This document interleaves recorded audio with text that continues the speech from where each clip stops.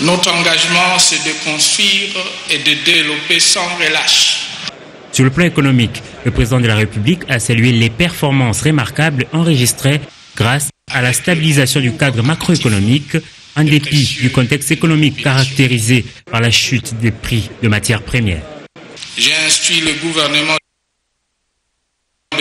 des mesures visant, d'une part, à stabiliser la situation et d'autre part, à améliorer la résilience de notre économie et à permettre une croissance soutenue de cette dernière grâce à une politique de diversification économique et d'industrialisation qui accorde une meilleure place au secteur porteur.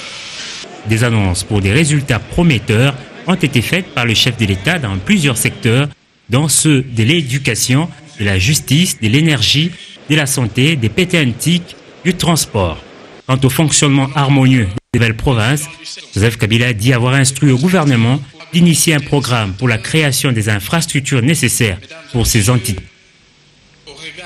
Si le discours du chef de l'État devant le Congrès ne donne lieu à aucun débat dans les couloirs de l'hémicycle du Parlement, des commentaires ont été enregistrés. Sur le dialogue, je suis d'accord par rapport à ça. Pour d'autres aspects, je ne suis pas tout à fait d'accord avec le chef de l'État. Non, globalement, moi je crois que comme il a fait le bilan, c'est bilan pour lui et pour aussi, mais pour moi il est négatif. Sur le plan économique, social, c'est négatif. Le seul point d'accord, c'est sur le dialogue. Un discours qui apaise les esprits.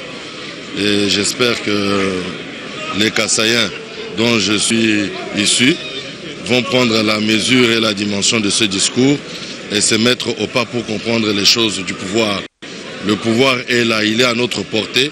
Nous devons nous battre ensemble pour participer au pouvoir et non toujours être contre. Le bilan est positif.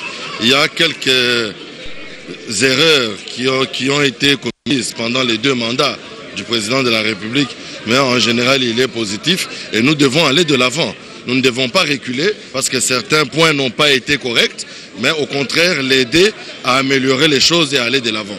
Où le chef de l'État était particulièrement percutant sur la question politique et relativement aussi à la question électorale.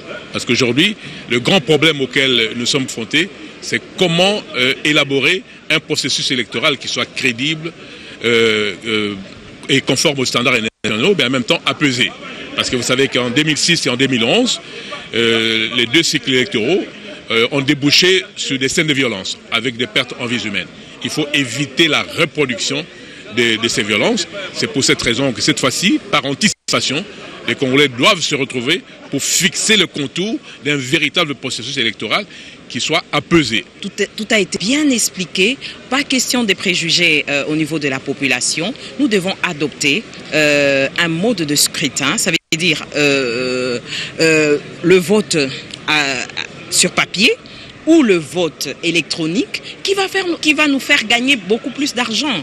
Étant donné que la situation internationale sur le plan économique est catastrophique, le cours du cuivre, le cours du diamant a baissé, nous devons aussi avoir des solutions conséquentes par rapport au contexte actuel.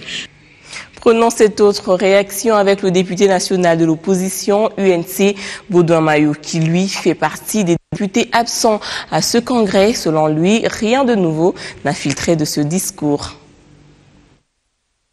Le président de la République m'a donné l'impression de responsabiliser, de culpabiliser les négationnistes, ceux qui refusent son dialogue. Il a bien fait de dire que le dialogue est une tradition séculaire dans notre pays. Là, je suis d'accord avec lui. Mais lorsque nous avions réclamé ce dialogue, pourquoi l'avait-il refusé?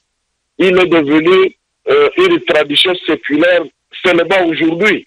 Je ne comprends pas. Dans un pays, c'est bon quand lui le demande, quand lui le fait. Quand les autres le demandent, ils le font. Non, c'est pas bon. Cette logique-là, je ne comprends pas. Et que ceux qui refusent le dialogue, soutiennent-ils entre les lignes, promettent la mort à la population. Mais enfin, l'opposition promet la mort à la population de quelle manière? Les armes, c'est eux qui les ont. Nous, on a quelle arme? Quelle morts que nous promettons à la population.